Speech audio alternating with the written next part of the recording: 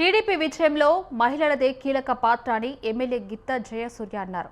TDP Mahanadu సందర్భంగా నందికొట్కూరులోని బ్రాహ్మణ కొట్టుకూరులో Nandyal parliament TDP in-charge Mandra Sivananda Reddy సమక్షంలో టీడీపీ జెండా ఆవిష్కరించారు. అనంతరం టీడీపీ వ్యవస్థాపకులు నందమూరి తారక రామారావు చిత్రపటానికి నివాళులు అర్పించారు. ఈ మహానాడును ఆడబిడ్డలకు అంకితం చేశామని తెలిపారు.